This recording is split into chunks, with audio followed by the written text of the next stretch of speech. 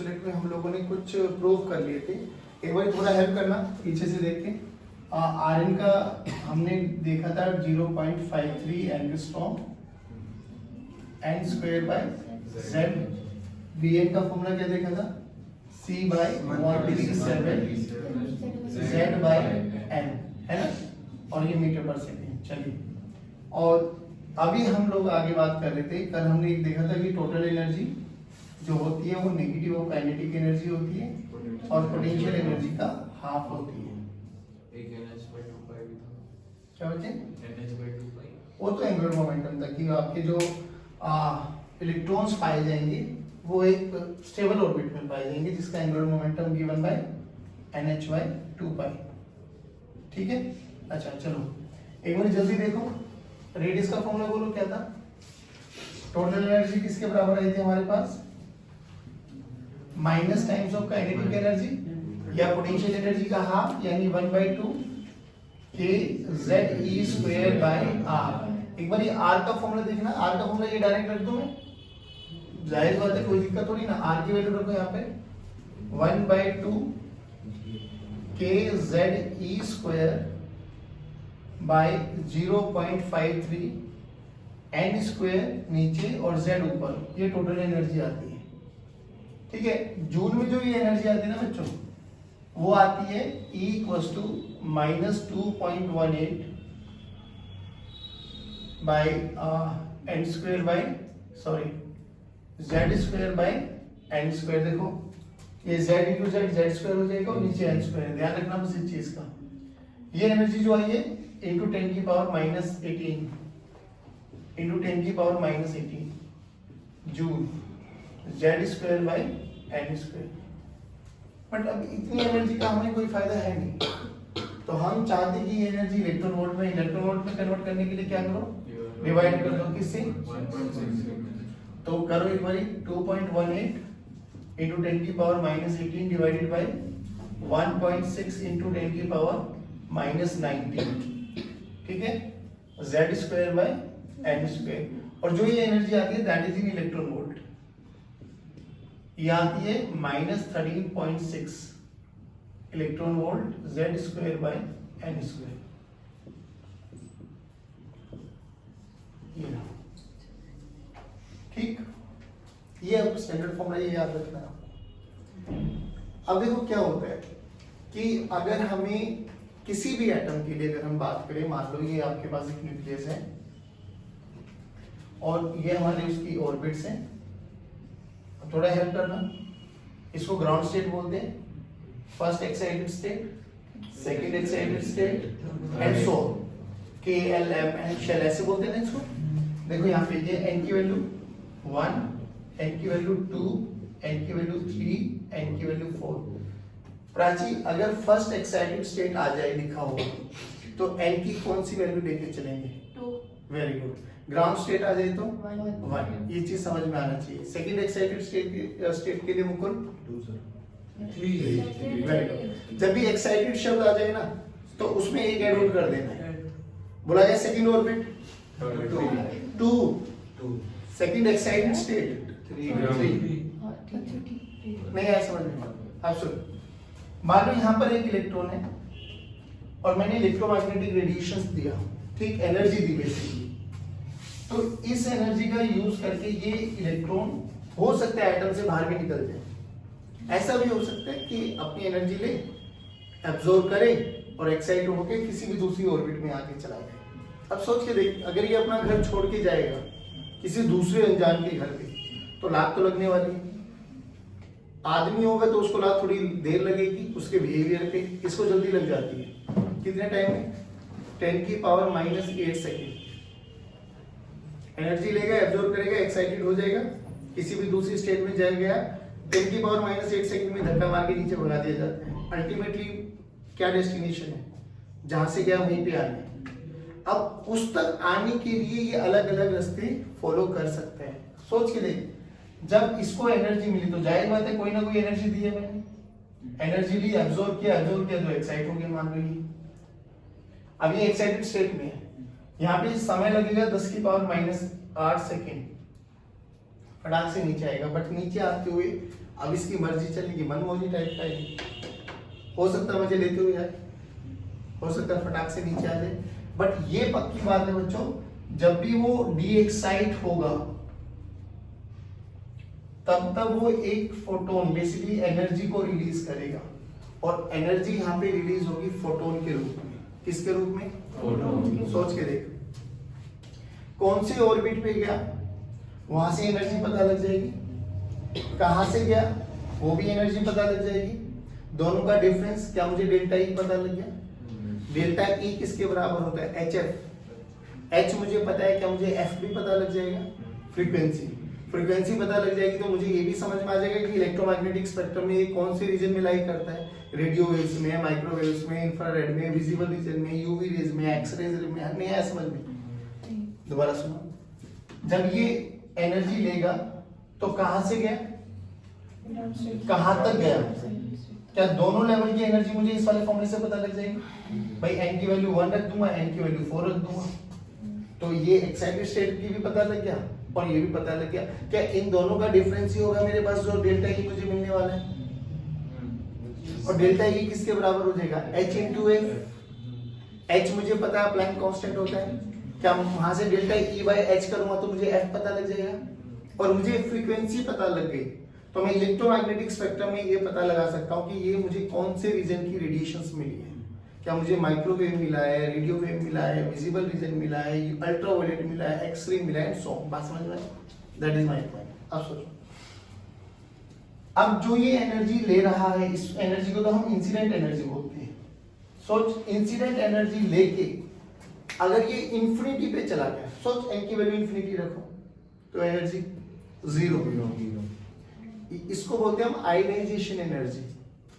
वो एनर्जी जो एक इलेक्ट्रॉन को एटम से बाहर निकालने के लिए चाहिए, दैट इज आयनाइजेशन एनर्जी। तो अगर इंसिडेंट एनर्जी आयनाइजेशन एनर्जी के बराबर है, अगर इंसिडेंट एनर्जी आयनाइजेशन एनर्जी के बराबर है तो हम बोलेंगे एटम से बाहर निकल चुका होगा।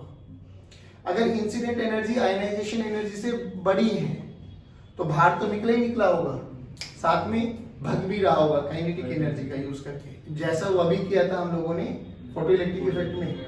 एनर्जी दी, वर्क फंक्शन से ज्यादा है तो निकला भी है और दौड़ा भी है। नहीं आया समझ में? वर्क फंक्शन के बराबर है तो निकला है।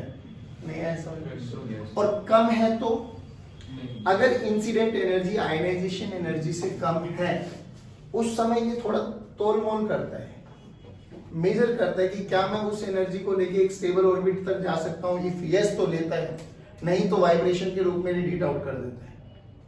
क्या बोला मैंने? 3 पॉइंट। एक होती है इंसिडेंट एनर्जी जो हम देंगे, एक होती है आयनाइजेशन एनर्जी। कौन सी एनर्जी होती है वो? जो एक इलेक्ट्रॉन को एटम से बाहर निकलने के लिए चाहिए। अब मेरा खेल इंसिडेंट और आयनाइजेशन एनर्जी के बीच में है। अगर इंसिडेंट एनर्जी आयनाइजेशन एनर्जी से ज्यादा है तो फिर तो ये फारिग हो जाएगा और भगेगा भी। दोनों बराबर आके इंसिडेंट और आयनाइजेशन तो जस्ट बाहर निकल के बैठ जाएगा। और कम होगा उस केस में ये बड़ा तालमेल करता है कि भाई क्या मेरे पास इतनी सफिशिएंट एनर्जी है कि मैं यहाँ पे जा सकता हूँ, यहाँ पे जा सकता हूँ, यहाँ पे जा सकता हूँ। इफ यस तो एनर्जी को एब्जॉर्ब करके उड़ जाएगा, नहीं तो वाइब्रेट करके वही रेडिएट आउट कर देगा। बात समझ में आ गई? ऐसे नहीं कि कहीं पर भी हवा में लटकता रह जाएगा इलेक्ट्रॉन। बात समझ में आ रही? चलिए अब सुनो, तो जब हम बात कर रहे थे कि जब ये वापसी रेडिएट मतलब वापसी डीएक्साइट होता है तो एक तो तरीका ये है डीएक्साइट होने का, चला डायरेक्ट अपने ग्राउंड स्टेट पे आ गया। एक ऐसे भी तो हो सकता है भाई यहाँ से यहाँ पर आए फिर यहाँ से डायरेक्ट आ जाए, तो यहाँ से आए तो कितने फोटॉन्स निकले? 1 2। ठीक, और बताओ तरीके ऐसे भी तो हो सकते हैं, यहाँ से यहाँ आए फिर यहाँ से यहाँ आए फिर यहाँ से आए, अब कितने फोटॉन्स निकले? 3। नहीं आया बच्चों? चलो और बताओ, और भी तरीका है? बिल्कुल है, डायरेक्ट यहाँ से यहाँ आ सकता है, देन यहाँ से यहाँ। तो बताओ कितने फोटॉन्स निकाले? ऐड करो ना सबको, 1 2 3 4 5 6 7 8। देखिए ध्यान से देखो, ये और ये एक ही फोटोन काउंट करेगा तो कितने बच गए? 7। इधर देख, ये वाले और इस वाले को 6। ऐसे बहुत सारे पूछे जाते हैं कि एक इलेक्ट्रॉन को हम लोगों ने एनर्जी दी, वो एक्साइट होकर थर्ड एक्साइटेड स्टेट में चला गया, फोर्थ में चला गया, फिफ्थ में चला गया। बताओ कितने नंबर ऑफ फोटॉन्स रिलीज किए। या तो यही बनाओ, फिर सारे पॉसिबल वेज आउट बना लो, जो सा कॉमन है उसको इग्नोर करते चले जाओ। या फिर एक फॉर्मूला है कि how to calculate number of photons, वो सुन लो। नंबर ऑफ फोटॉन्स कैलकुलेट करने के लिए हमें क्या करना है बच्चों,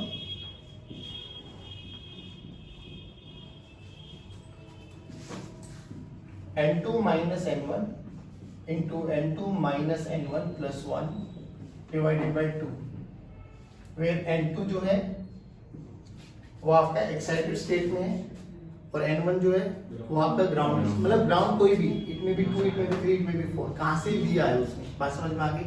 अगर हम इसी के लिए बात करें तो हमारे लिए n2 क्या बन गया 4 और n1 1, पुट करो 4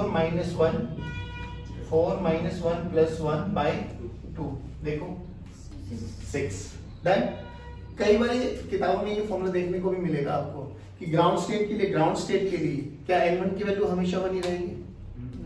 हाँ, अरे ग्राउंड स्टेट की, अरे बाबू मैंने मेरी बात तो सुन, मेरे लाल, मैंने क्या बोला, क्या ग्राउंड स्टेट के लिए n1 की वैल्यू हमेशा बन रहेगी। अबे ग्राउंड तो एक ही है बे, हाँ तो उसके लिए तो n1 हमेशा बनी रहेगा ना। तो यहाँ पे फॉर्मूला ये भी बन सकता है n into n minus 1 by 2, देखो ना, माइनस 1 प्लस 1 खत्म, तो यहाँ पे n बचा n माइनस 1 बाई 2, तो n into n minus 1 by 2 ground state के लिए एप्लीकेबल है। बट मैं तो कहता हूँ ये वाले फॉर्मूले के साथ जाओ, सभी स्टेट्स के लिए एप्लीकेबल है। कहाँ से गया, कहाँ तक गया, n टू n1, याद रखो, you will get the answer. नहीं आया समझ में, पक्की बात। आप सुनो, अब इसमें थोड़ा और अगर हम एनालाइज करें, ध्यान से देखो,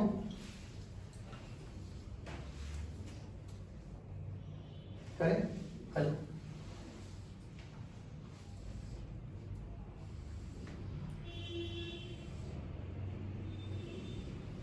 देखो ये जो फॉर्मूला है एनर्जी का, this is applicable for hydrogen या हाइड्रोजन लाइक एटम।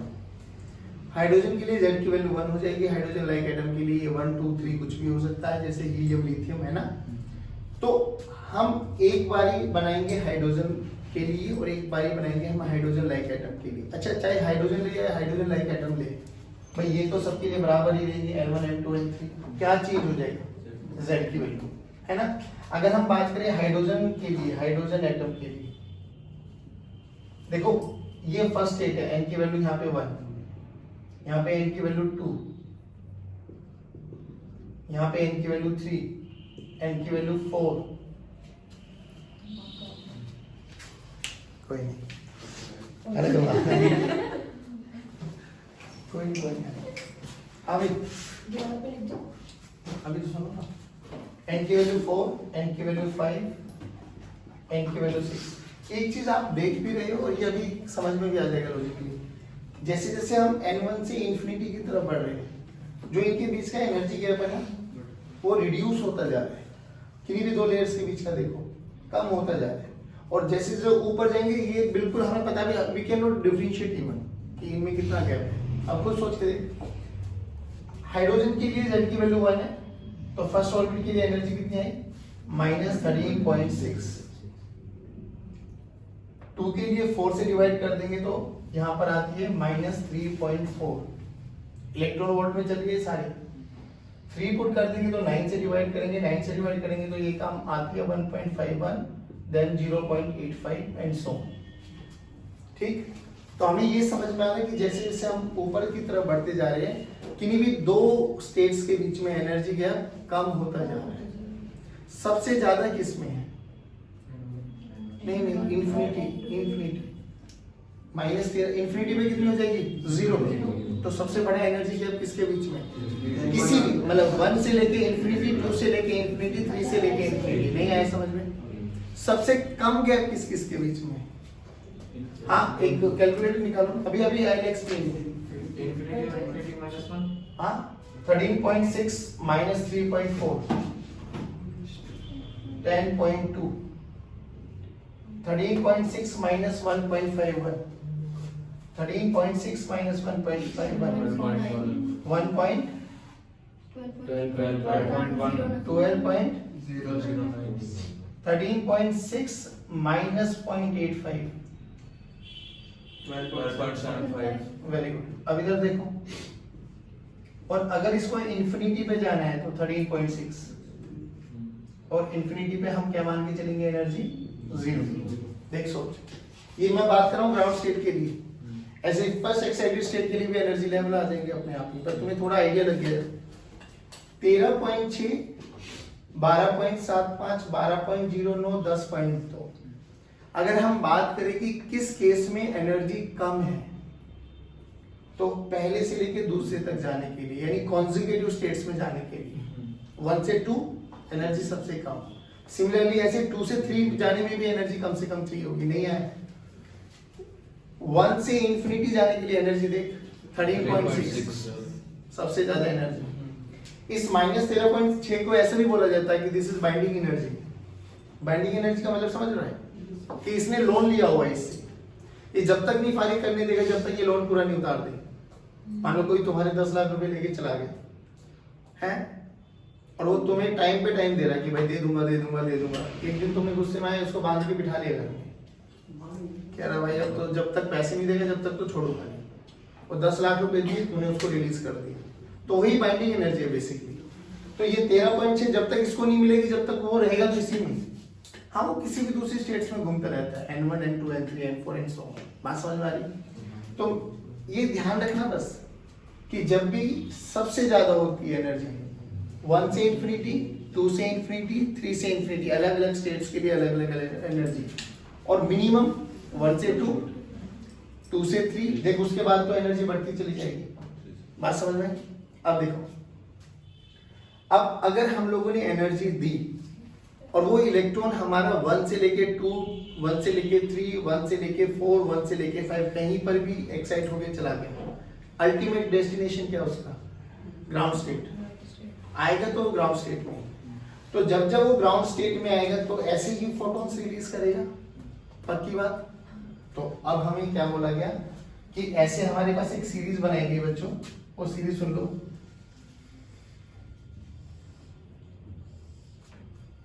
ये n की वैल्यू 1, 2, 3, 4 एंड 5। सोच, इलेक्ट्रॉन डी एक्साइट हो रहे हैं 2 से 1, 3 से 1 एंड सो ऑन, और अप टू ऐसे इंफिनिटी से 1। ये जो सीरीज हमें मिली ना, इस सीरीज का नाम बोला गया लाइमन सीरीज। याद करने का तरीका ऐसे याद करो, लो बीपी बीपी,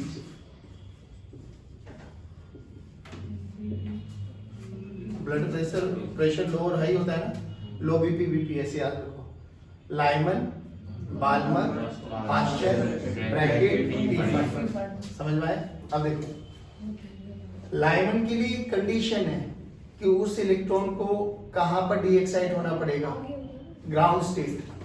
लाइमन के लिए कंडीशन है कि उस इलेक्ट्रॉन को डी एक्साइट होकर कहां पर आना पड़ेगा? Ground state. कहीं से भी आए, 2 से 1 आए, 3 से 1 आए, 4 से 1 आए, 5 से 1 आए, कहीं से भी आए, बट अल्टीमेटली यहां पर आना पड़ेगा। अब इसमें जो ये वाले हैं ना, ये 2 से 1, इसको बोला जाता है first member of Lyman series, और इंफिनिटी से वाले को बोला जाता है last member of Lyman series. तो बहुत सारे केसेस में पूछे जाते हैं what is the wavelength for the first member of Lyman series. Wavelength निकालनी है, सोच के देख, एनर्जी का फॉर्मूला क्या है? hc/λ। क्या है? खुद सोच के देख, अगर मुझे एनर्जी पता लग गई तो क्या that is equal to hc/λ? हाँ, h पता है, c पता है, लैम्डा निकल जाएगा। अब h कैसे निकाले? देख, लाइमन सीरीज के लिए first member of Lyman series के लिए क्या है? 10.2। अरे यही तो एनर्जी डी एक्साइट करेगा वो, इतनी एनर्जी लेके तो गया होगा फर्स्ट पे, तो इतनी एनर्जी देगा डी एक्साइट होते हुए, नहीं आया समझ में? तो 10.2 this is equal to hc/λ1। तो वो λ1 क्या आएगा? First member of Lyman. Infinite last member के लिए 13.6 this is equal to hc/λ2। नहीं आया समझ में? अच्छा मुझे एक बार बताओ, एक बार ऐसे भी पूछा जाता है मिनिमम और मैक्सिमम वेवलेंथ। लाइमन सीरीज के लिए मिनिमम वेवलेंथ बताओ, लाइमन सीरीज के लिए मैक्सिमम वेवलेंथ बताओ। तो ध्यान से देख, E इक्वल्स टू hc/λ। क्या हम बोल सकते हैं energy is inversely proportional to lambda? तो जिसकी एनर्जी ज्यादा उसका वेवलेंथ, जिसकी एनर्जी कम उसकी वेवलेंथ। तो खुद सोच के देख, फर्स्ट और इंफिनिटी में फर्स्ट मेंबर और लास्ट मेंबर में किसकी वेवलेंथ ज्यादा होगी? फर्स्ट। किसकी वेवलेंथ कम होगी? लास्ट। नहीं आया समझ में? लैम्डा पूछ ले, फर्स्ट मेंबर पूछ ले, मिनिमम वेवलेंथ पूछ ले, मैक्सिमम वेवलेंथ पूछ ले, क्या निकाल सकते हैं? अरे बोलो भाई। क्या सिमिलरली बाल्मर के लिए बोलो? बाल्मर के लिए फर्स्ट मेंबर कहां से कहां? 3 से 2, 3 से 2, और लास्ट मेंबर इंफिनिटी से 2, इंफिनिटी से 2। 1 तो लाइमन के लिए है भाई, बाल्मर के लिए लाइमन के लिए डी एक्साइट होके 1 में आएगा ग्राउंड स्टेट, बाल्मर के लिए डी एक्साइट होके 2 में आएगा, 3, 4, 5। तो जब यहाँ पर आएगा ये आपके पास कौन सी सीरीज होगी? और सबसे पहले ये सीरीज BALMER, और सबसे पहले यही सीरीज देखी गई। उसका रीजन भी समझ में आता है, क्योंकि ये सीरीज हमारे विजिबल रीजन में लाई करती है। तो जो हमें दिखाई देगा हम सबसे पहले उसको आइडेंटिफाई करेंगे। ये अल्ट्रा वायलेट रीजन में, ये विजिबल रीजन में, इसके बाद की जितनी भी है सब इंफ्रारेड। नहीं आया समझ में? पार्शियल के लिए बोलो कहां से कहां? 4 से 3, 5 से 3, इंफिनिटी से 3, ब्रैकेट 5 से 4, 6 से 4, 7 से 4, इंफिनिटी से 4। First member, maximum wavelength, last member, minimum wavelength सब निकाल सकते हैं। बोलो भाई पक्की बात। चलिए आज की कक्षा को यहीं समाप्त करते जाएं।